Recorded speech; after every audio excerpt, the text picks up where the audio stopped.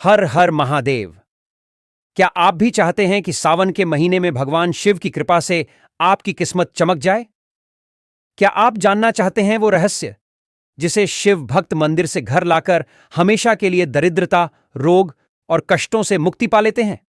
तो ये वीडियो आपके जीवन की दिशा बदल सकता है। एक भी बात मिस मत कीजिए, क्योंकि इस वीडियो में हम बताएंगे वो गुप्त उपाय जिससे आपको धन, सुख, समृद्धि और भोलेनाथ का सीधा आशीर्वाद मिलेगा। और हां, वीडियो पूरा जरूर देखें, क्योंकि अंत में हम बताएंगे एक ऐसा आखिरी काम जो अगर कर लिया तो आपके जीवन की सारी मुश्किलें खत्म हो जाएंगी। हर हर महादेव। दोस्तों, सावन के महीने में शिवलिंग से यह गुप्त वस्तु अपने घर लाए। आपकी सभी मनोकामनाएं पूरी होंगी और आपको इतना धन मिलेगा कि आप गिनते गिनते थक जाएंगे। भगवान भोलेनाथ की कृपा से आपके जीवन में खूब तरक्की होगी। हम भी शिवलिंग से यह गुप्त वस्तु लाते हैं जिससे घर में अन्न धन की वृद्धि होती है और पितृदोष, राहु दोष, काल सर्प दोष आदि पाप दूर होते हैं। दुश्मन भी कांपते हैं। बिना पूजा, व्रत, धूप, दीप या जल चढ़ाए भी इसका फल मिल जाता है और भगवान शिव विशेष आशीर्वाद देते हैं। दोस्तों, हिंदू धर्म में सावन का महीना बहुत महत्वपूर्ण होता है। यह महीना हिंदू पंचांग का 5वां महीना है और भगवान शिव को समर्पित है। इस महीने में शिव भक्त विधि विधान से पूजा अर्चना करते हैं और सावन के सोमवार का महत्व और भी बढ़ जाता है।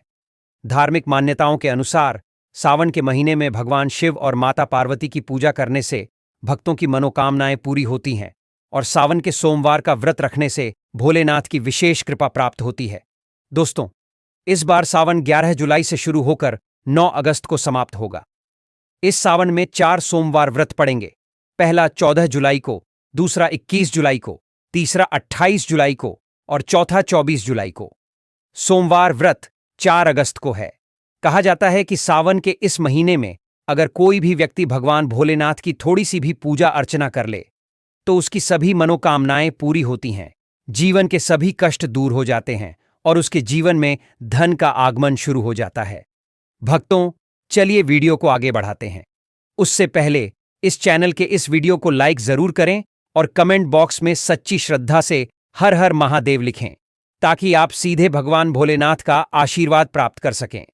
दोस्तों, आज के वीडियो में हम आपको बताएंगे कि सावन के दिनों में आपको भगवान भोलेनाथ के मंदिर जाना चाहिए और उन्हें क्या क्या अर्पित करना चाहिए और वहां से क्या क्या लाना चाहिए, ताकि आपके घर की गरीबी, दरिद्रता, परेशानियां, कष्ट और कठिनाइयां हमेशा के लिए खत्म हो जाएं और साथ ही आपके घर में सुख, समृद्धि, वैभव, ऐश्वर्य और वैभव का वास हो।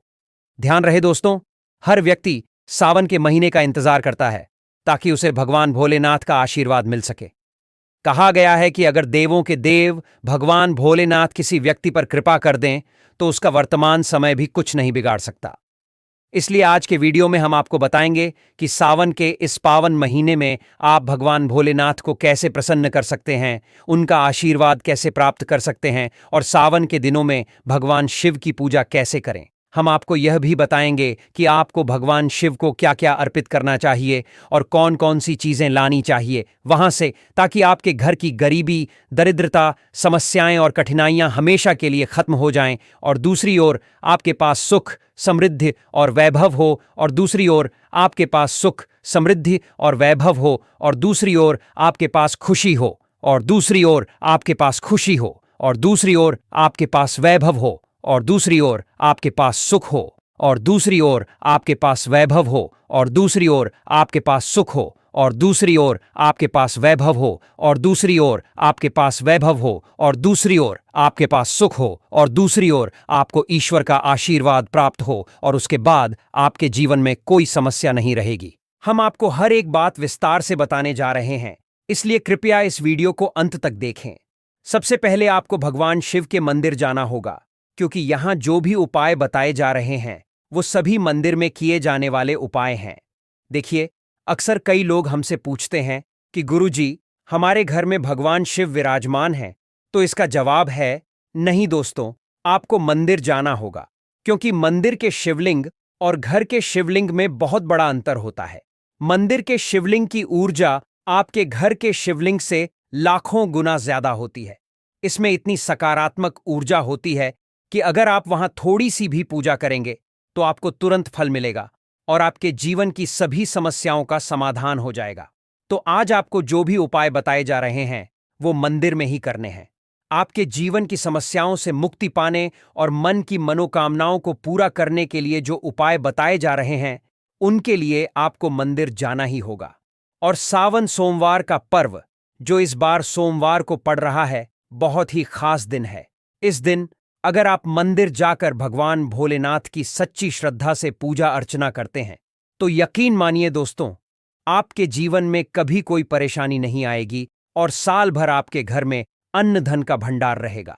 अब ध्यान से सुन लीजिए कि आपको क्या ले जाना है और कहीं लिख भी लेना है, क्योंकि अगर आप इनमें से कोई भी गलती करते हैं तो आपकी पूजा पूरी नहीं होगी। सबसे पहली चीज है जल, जो आपको घर से ले जाना चाहिए। अक्सर लोग कहते हैं कि मंदिर में भी जल मिलता है, लेकिन ध्यान रहे दोस्तों, मंदिर के जल का प्रयोग तभी करें जब कोई विशेष बाधा हो, नहीं तो घर से जल ले जाएं, क्योंकि जब आप घर से जल ले जाकर भगवान भोलेनाथ को अर्पित करते हैं तो वह आपके घर का प्रतीक होता है और उस जल के माध्यम से आप अपनी सभी समस्याएं भगवान को बता सकते हैं। जैसे ही आप वह जल भगवान भोलेनाथ को अर्पित करेंगे, आपकी समस्याएं भी समाप्त हो जाएंगी। इस जल में 2 से 4 बूंद गंगा जल जरूर मिलाएं, क्योंकि गंगा जल के बिना पूजा पूरी नहीं होती। खासकर महाशिवरात्रि या सावन सोमवार पर गंगा जल जरूरी होता है। दूसरी चीज है 3 पत्तों वाला बेलपत्र, जिसे बहुत पुण्यदायी माना जाता है। कहते हैं कि अगर एक तरफ 1000 कन्याओं को भोजन कराया जाए और दूसरी तरफ भगवान भोलेनाथ को बेल का पत्ता चढ़ाया जाए तो दोनों बराबर होते हैं, इसीलिए बेल का पत्ता जरूर लें। तीसरी चीज है सफेद फूल, जो भगवान भोलेनाथ को बहुत प्रिय हैं। इसीलिए सावन सोमवार को मंदिर में सफेद फूल चढ़ाने चाहिए, जिससे भगवान का आशीर्वाद मिले और जीवन की सभी परेशानियां दूर हों। दोस्तों, सफेद चंदन लेना भी जरूरी है। और अगर आप भगवान भोलेनाथ को दूध चढ़ाना चाहते हैं तो ध्यान रखें कि दूध कच्चा हो, पका हुआ दूध कभी नहीं चढ़ाना चाहिए। अब जानिए और क्या लेना है। अगर आप चाहते हैं कि आपकी सभी मनोकामनाएं पूरी हों तो एक छोटी सी डिब्बी लें और उसमें काली मिर्च भर दें। फिर एक लाल कपड़ा लें जिसमें आप लौंग और कपूर रखें और उसे माली धागे से बांध दें। इस थैली को अपनी जेब में रखें और मंदिर ले जाएं। आपको सिर्फ यही चीजें ले जानी हैं। अब आपको यह जानना है कि इस दिन पूजा कैसे करनी है, तो चलिए आपको बताते हैं। अंत तक ध्यान से सुनिए और जो भी चीजें आपको बताई जा रही हैं उन्हें आपको ले जाकर शिवालय में भगवान भोलेनाथ को अर्पित करना है और फिर शिवालय से कुछ चीजें वापस अपने घर ले आना है, जिससे आपको धन की प्राप्ति हो और आपकी सभी मनोकामनाएं पूरी हों।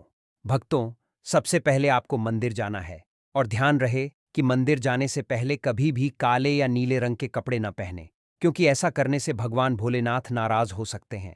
मंदिर पहुंचकर सबसे पहले एक पतला धागा बांधकर भगवान भोलेनाथ को जल अर्पित करें। ध्यान रहे कि यह जल धीरे धीरे और लगातार अर्पित करना है। इसके बाद आपको भगवान भोलेनाथ को चंदन लगाना है और फिर शिवलिंग पर 3 पत्तों वाला बेल का पत्ता रखना है। बेल का पत्ता अर्पित करने के बाद भगवान भोलेनाथ को एक सफेद फूल अर्पित करें। आप चाहें तो भगवान भोलेनाथ को दूध अर्पित कर सकते हैं, लेकिन यह दूध हमेशा कच्चा होना चाहिए, पका हुआ नहीं। ऐसा करने के बाद आपको वहीं खड़े होकर 108 बार एयूएम नमः शिवाय का जाप करना है। ध्यान रहे कि यह जाप पूरी श्रद्धा और एकाग्रता के साथ करना है।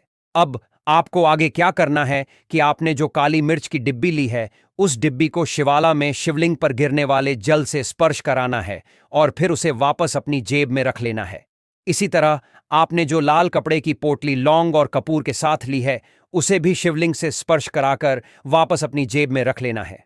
इसके बाद आपको यह करना है कि जिस बर्तन में आपने जल या दूध लिया था, उसमें शिवलिंग से गिरता हुआ थोड़ा सा जल भरकर वापस लाना है। ध्यान रहे कि आप घर से जो जल या दूध लेकर गए थे, उसे आपको भगवान भोलेनाथ को अर्पित करना है, वापस नहीं लाना है। केवल शिवलिंग पर चढ़कर नीचे गिर रहे जल को ही वापस लाना है। हो सकता है कि आपके मन में यह सवाल हो कि जब इतने सारे लोग वहां जल चढ़ा रहे हैं तो उसमें से कौन सा जल लें। तो इसकी चिंता न करें, क्योंकि शिवलिंग पर चढ़ाया गया जल अमृत के समान पवित्र हो जाता है और उसे घर ले आना चाहिए। ऐसा कहा जाता है कि कई देवी देवता अदृश्य रूप से शिवलिंग के पास खड़े रहते हैं ताकि वे शिवलिंग से गिरने वाले शुद्ध जल को ग्रहण कर सकें। शिवलिंग से गिरने वाला जल इतना शुद्ध होता है, इसलिए आपको शिवलिंग से गिरने वाला थोड़ा सा जल अपनी जेब में रख लेना चाहिए। बस कुछ बूंदें ही काफी हैं। अब आपको करना यह है कि आपको उस जल को घर वापस लाना है और घर लौटते ही आपको उस जल को अपने घर के लोगों पर हल्के से छिड़कना है। साथ ही आपको उस जल को घर के हर कोने और मुख्य द्वार पर छिड़कना है। आपको बस इतना ही करना है और मान लीजिए कि पूरे साल आपके घर में कोई भी नकारात्मक ऊर्जा प्रवेश नहीं कर पाएगी। और अगर कोई व्यक्ति आपके घर पर काला जादू या टोना करने की कोशिश भी करता है तो वह भी असफल हो जाएगा, जिससे आपके घर से नकारात्मक ऊर्जाएं दूर हो जाएंगी और सकारात्मक ऊर्जा का संचार होगा। अब जिस काली मिर्च को आपने भगवान भोलेनाथ के शिवलिंग से स्पर्श कराया है, उसे अपने पूजा घर में रख लें। काली मिर्च की यह डिब्बी आपके साथ रहेगी और जब भी आप किसी शुभ कार्य, नौकरी या किसी विशेष कार्य के लिए बाहर जाएं, तो घर के मुख्य द्वार पर इस काली मिर्च को रखकर पैरों से कुचल लें। ऐसा करने से भगवान भोलेनाथ की कृपा से आपके कार्यों में आने वाली सभी बाधाएं दूर होंगी और आप जिस भी कार्य के लिए जाएंगे उसमें आपको सफलता अवश्य मिलेगी। दोस्तों, सावन सोमवार के दिन आपको भगवान भोलेनाथ का प्रत्यक्ष आशीर्वाद प्राप्त होता है और आपके जीवन की सभी समस्याएं समाप्त हो जाती हैं। सावन सोमवार की रात को आप सभी प्रकार की बुरी और अनिष्ट शक्तियों से मुक्ति पा सकते हैं। जो लोग भगवान भोलेनाथ और माता पार्वती की पूजा करना चाहते हैं, वे इस दिन अपने घर में शिवलिंग स्थापित कर सकते हैं। लेकिन ध्यान रहे कि आप जो भी शिवलिंग रखें, उसका जाप अवश्य करें। आप कोई भी शिवलिंग जैसे स्वातिक या नर्मदेश्वर शिवलिंग रख सकते हैं, लेकिन मंत्रों द्वारा उसका जाप करें और फिर अपने घर पर भगवान भोलेनाथ की पूजा करें। शिवलिंग पर खूब सारा जल चढ़ाए, क्योंकि सावन सोमवार को मंदिरों में बहुत भीड़ होती है और यही भीड़ सावन के इस पवित्र महीने में चारों ओर एक अद्भुत और सुंदर वातावरण बना देती है, जहां आपको हर कोने में शिव भक्त दिखाई देते हैं। अगर आप मंदिर नहीं जा सकते या ठीक से जल नहीं चढ़ा सकते, तो घर पर ही शांति से पूजा करें। गन्ने का रस, पंचामृत, दूध, दही, घी, शहद, चीनी मिलाकर अभिषेक करें। फिर भगवान भोलेनाथ की पूजा करें। चंदन, अक्षत और जनेऊ चढ़ाए। थोड़ा सा चंदन का चूर्ण भी चढ़ाए, क्योंकि चंदन का चूर्ण भगवान शिव को विशेष प्रिय है। भगवान के प्रिय फूल जैसे सफेद अनार के फूल, कमल, गुलाब और बेल के पत्ते चढ़ाए। ये सभी फूल भगवान भोलेनाथ को प्रिय हैं। साथ ही 5 बेल के पत्ते भी चढ़ाए। आप चाहें तो बेल के पत्तों पर श्री श्री या AUM, नमः शिवाय या राम राम लिख सकते हैं। बेल के पत्ते का चिकना भाग सबसे उपयुक्त होता है और इसे सीधे शिवलिंग पर चढ़ाना चाहिए। ध्यान रहे कि बेल के पत्ते टूटे हुए नहीं होने चाहिए, क्योंकि भगवान को हमेशा पूरी सामग्री ही अर्पित करनी चाहिए। कहा जाता है कि जब भगवान भोलेनाथ ने विष अपने कंठ में धारण कर लिया था, तब आदिशक्ति माता के कहने पर देवताओं ने भांग, धतूरा भगवान शिव के सिर पर बेलपत्र आदि रखकर लगातार जल से अभिषेक करें। इससे उनके मस्तिष्क का तापमान कम हो गया और तभी से भगवान शिव को भांग और धतूरा चढ़ाया जाने लगा। बहुत कम लोग जानते हैं कि शिवलिंग पर भांग और धतूरा इसीलिए चढ़ाया जाता है। अगर आपके घर में शिवलिंग है, तो आप आज भगवान शिव का त्रिशूल या डमरू भी चढ़ा सकते हैं। शिव के डमरू की ध्वनि मंगल गुरु से संबंधित है, क्योंकि चंद्रमा उनके सिर पर विराजमान होकर अपनी परिक्रमा के अनंत आकाश में जटाधारी महामृत्युंजय को प्रसन्न करते हैं और बुध जैसे ग्रह सहायता करते हैं। इस दिन डमरू चढ़ाने से आपको विशेष लाभ मिल सकता है। आप अपने शरीर पर भगवान शिव का डमरू भी धारण कर सकते हैं। विशेष रूप से जप किया हुआ और चांदी का एक छोटा डमरू भी पहन सकते हैं। यह जानकारी आपको पसंद आई हो तो वीडियो को लाइक करें और कमेंट बॉक्स में हर हर महादेव लिखें।